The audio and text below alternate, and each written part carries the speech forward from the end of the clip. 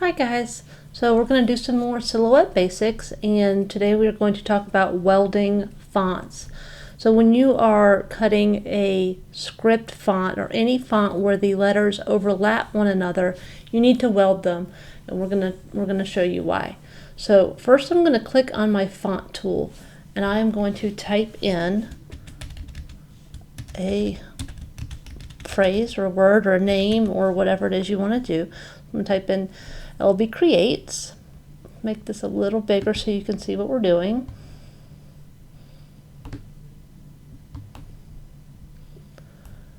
And I have it set to a blue fill with black cut lines. Let's turn the cut lines red so you can really see what we are doing here.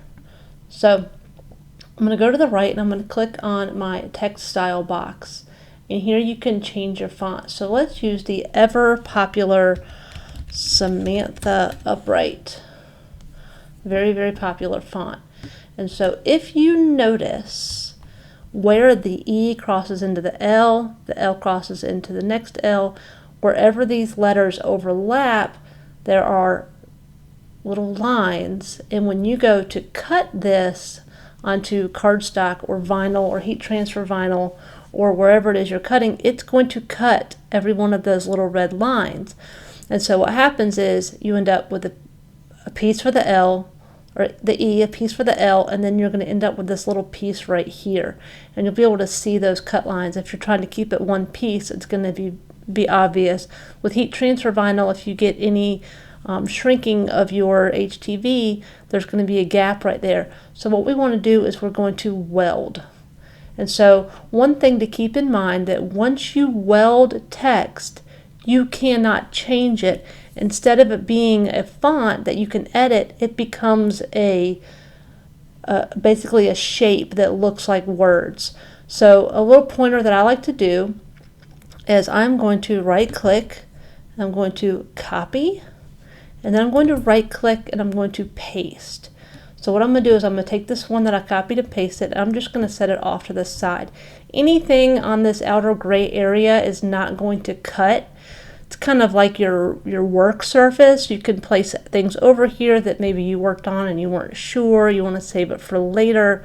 Kind of stick that over there. So this gives me text that I can go back. If I do this and I do a bunch of work on it and then I realize that I spelled something wrong, or I want to change the font without having to retype it, or I want to do something, I can just go back here and start over without having to start completely from scratch.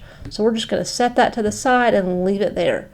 So we're going to go back here, and what I'm going to do is I'm going to, and I want you to watch these lines when I do this. I'm going to right click and I'm going to select weld. And you will notice that all of those little intersections where those letters met, those cut lines are gone. So now it's one solid piece. So L is going to be one piece. These two E's are going to be one piece. I also want you to notice that each one of these now has its own box. So L is its own box. B has its own box. So if you were to click and move, you can't move the whole thing at once. We're going to undo. So what you want to do is after you weld, you want to right click, group. And so that kind of puts it all back together so that you can move it, you can click anywhere on it and move it around. So that is how and why we weld. And if you have any questions, let me know. Thanks, guys.